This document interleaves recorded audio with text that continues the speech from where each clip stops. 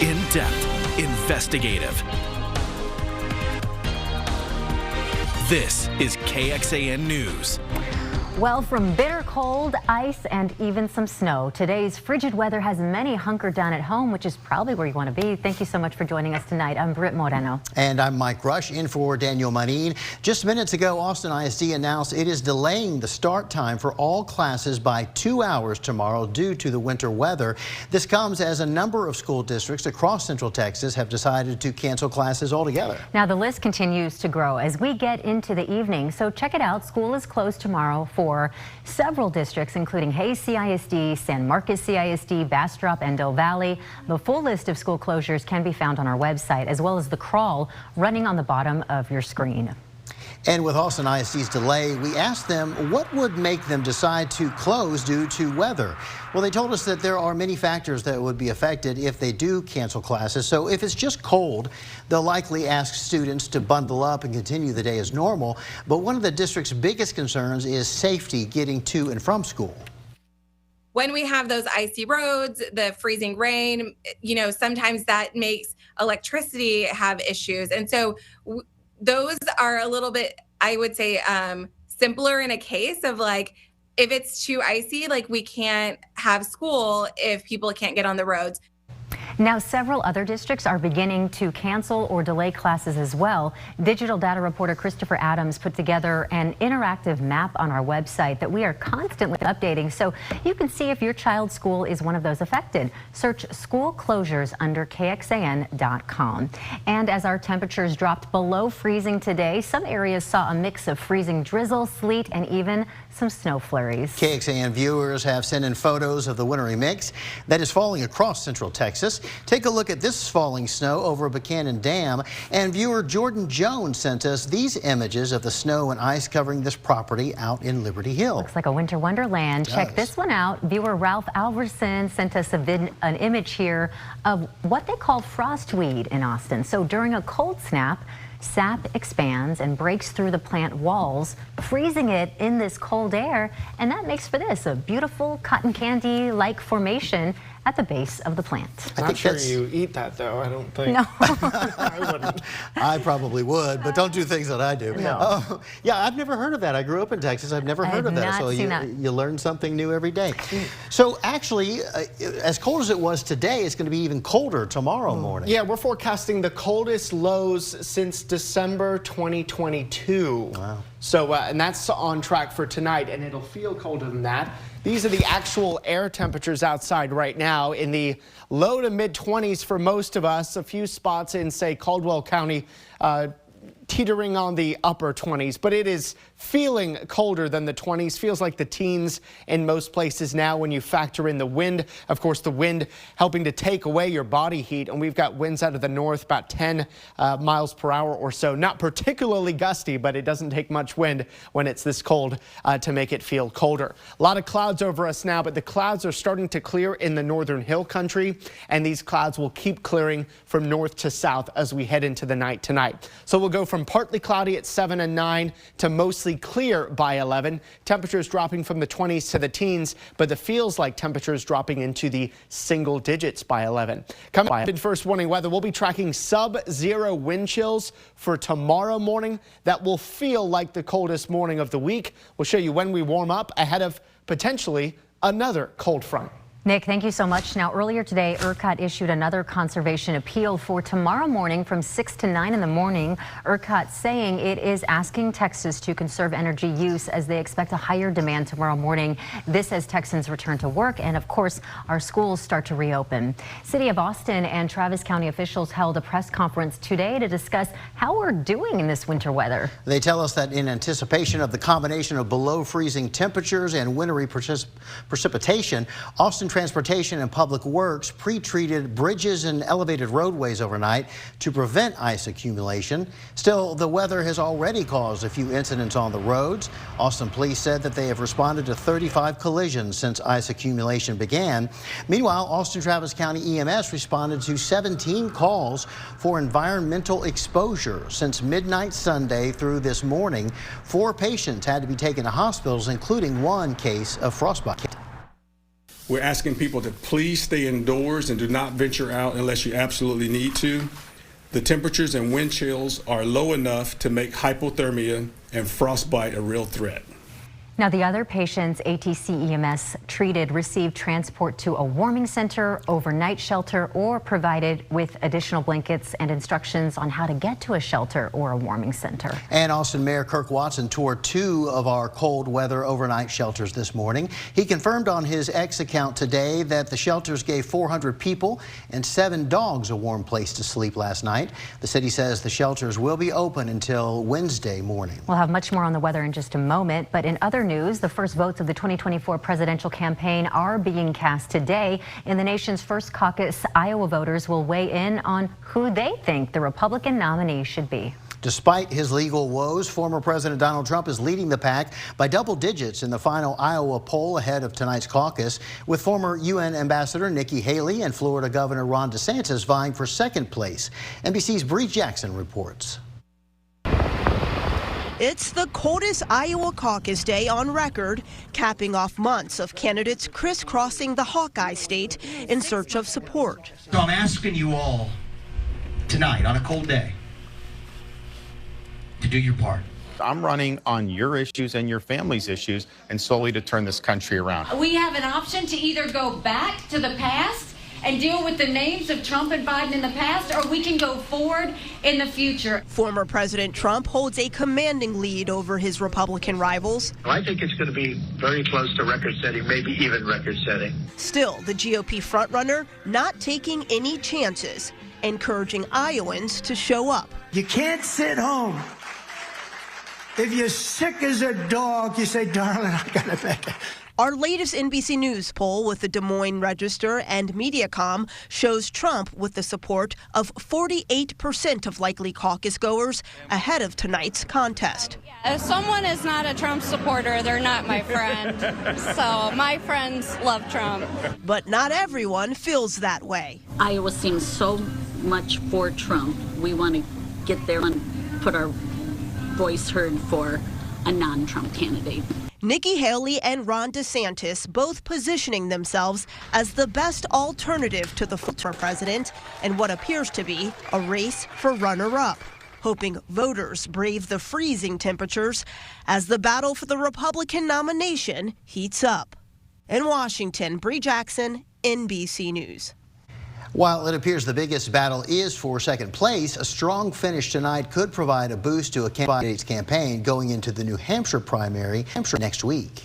After the break, Defense Secretary Lloyd Austin released from the hospital today the latest on his battle with cancer. And later, Austin Energy issuing an apology after a, quote, imperfect communication, the issue that left hundreds in the dark. Defense Secretary Lloyd Austin is now out of the hospital after more than 2 weeks in there. That's according to a statement by the Pentagon. Austin had been hospitalized since New Year's Day with complications that resulted from treatment for prostate cancer. He and his staff waited days to inform the White House, top national security officials, and even some high-ranking Pentagon officials about the hospitalization.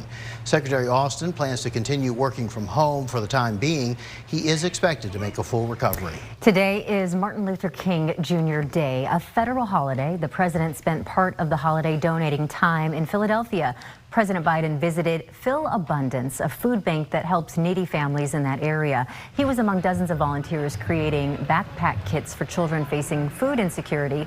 Officials said every kit includes items like rice, cereal, canned fruit and vegetables, canned fish or meat, juice, and shelf-stable milk. This was the third straight year the president visited the nonprofit on this special day. Still to come, a major milestone in one of the most famous flights of all time as we look back 15 years after the miracle on the Hudson. Hey, we just got word, Round Rock ISD, 2-hour delay for tomorrow. Round Rock ISD joining the list of 2-hour delays for tomorrow. Full list on KXAN.com. This morning, record cold low set in Austin, getting down to just 16, beating the previous record low from 1944. On our high today of 23 will likely be a record cold high. We'll show you more records before we warm up in First Warning Weather. After a power outage left hundreds in the dark, some Travis County residents say they want Austin Energy to do a better job communicating. This after waiting several hours for the outage to even be acknowledged. As KXAN investigator Matt Grant reports, tonight Austin Energy is apologizing for what it calls an imperfect communication.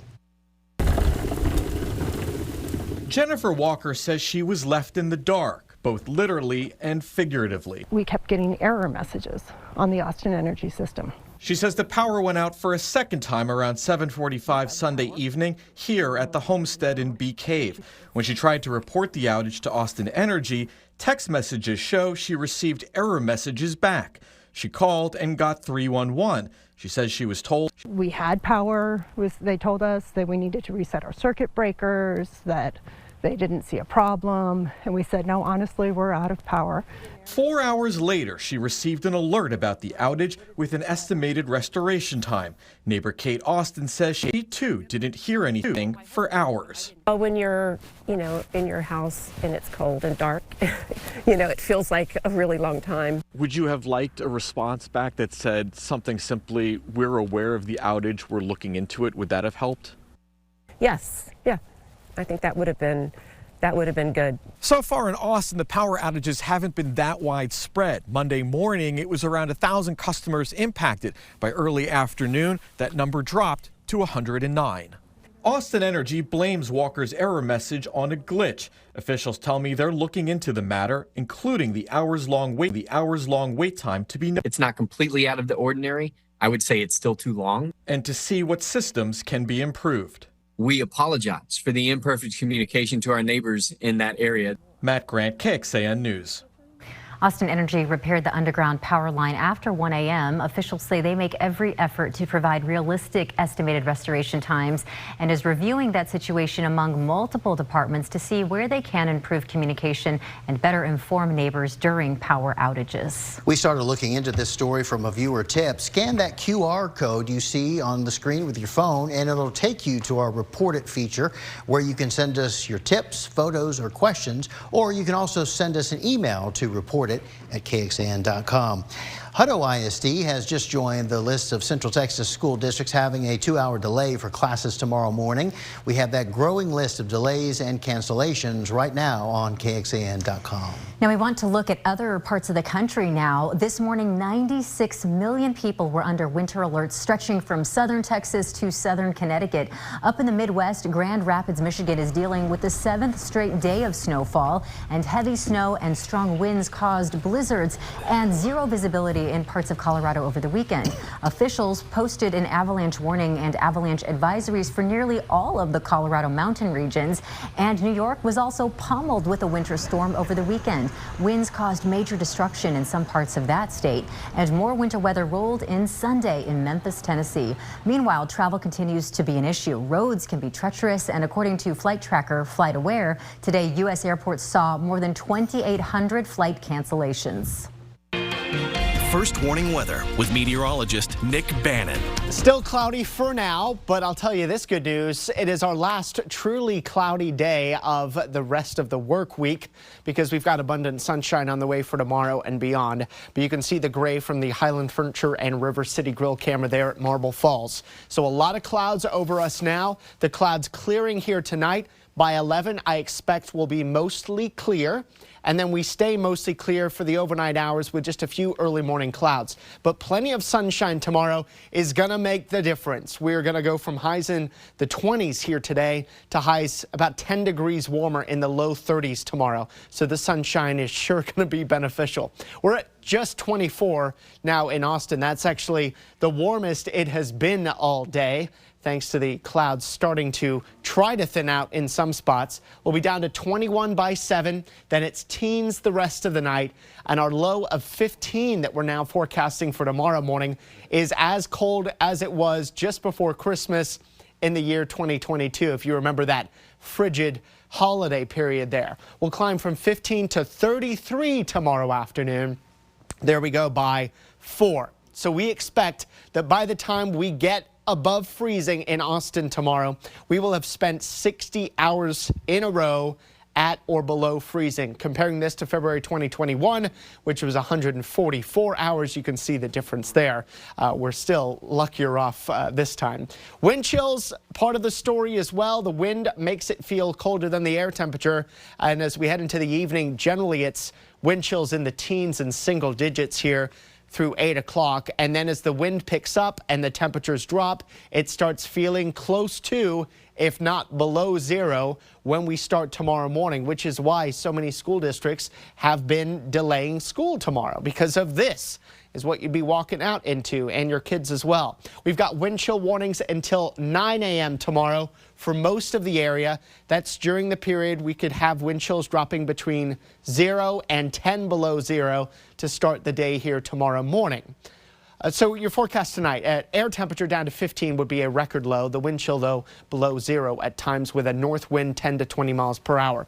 Tomorrow, a lot of sun, a high of 33, so a little above freezing, at least in Austin. In the hill country, though, I don't think you get above freezing tomorrow. Winds out of the north 10 to 15 miles per hour. Then tomorrow night into Wednesday morning is still going to be cold, just not as cold as tomorrow morning. So there are wind chill advisories for that period from later Tuesday through Wednesday morning for wind chills down to near zero, but in most places they stay above zero for Wednesday morning. Wednesday morning's air temperature, though, still cold at 16, but much warmer for Thursday morning at 36, and then we're back below freezing again for Friday morning. Air temperatures really warming up, though, by Thursday, up to 65 ahead of our next cold front that comes through late Thursday, dropping us down to 47 on Friday. So yes, it is going to get colder again, but not like the cold we've had the past few days. A high of 47 on Friday, breezy sunshine. Then we take you into the weekend. Clouds on the increase through the day on Saturday with a high of 43 after starting in the 20s. Clouds continue to thicken up into Sunday.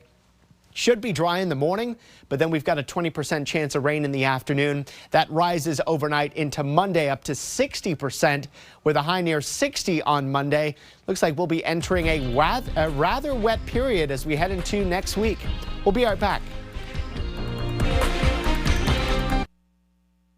Right now, as Iowans kick off voting this election season, we'll take you inside a super caucus site to understand the process. Also, the border battle between the Biden administration and Texas heats up over the drowning deaths of a mother and her children. On Nightly News. Police in Philadelphia are looking for a suspect who spray painted a swastika on a Holocaust memorial early yesterday morning. The Philadelphia Holocaust Remembrance Foundation released this edited security camera video showing the man caught in the act of tagging the building. It happened around 1:30 in the morning at the Horowitz-Wasserman Holocaust Memorial Plaza. The memorial is dedicated to those killed in the Holocaust and has been in the city since the 1960s. To see it firsthand it's sad, it's scary, but I think it's kind of the burden that you're born with being Jewish, and it's a responsibility to teach people, to educate people that hate isn't the way forward, and hate doesn't help anyone. The Anti-Defamation League says anti-Semitic incidents have skyrocketed 360% in the 3 months following the Hamas terrorist attack on Israel in October. Believe it or not, it was 15 years ago today when the Miracle on the Hudson happened in New York. U.S. Airways Flight 1549 left New York City's LaGuardia Airport headed to Charlotte, North Carolina, when the plane struck a flock of geese shortly after takeoff. The bird strike caused the plane to lose power in both engines. Unable to reach any nearby airport, pilots Chelsea Sullenberger and Jeffrey Skiles guided the plane onto the Hudson River just off the shore of Midtown Manhattan. All 155 people on board survived the landing and were rescued by nearby boats and emergency personnel. 100 people were injured, 5 of them seriously, but everybody survived. The National Transportation Safety Board official described the landing as the most successful ditching in aviation history.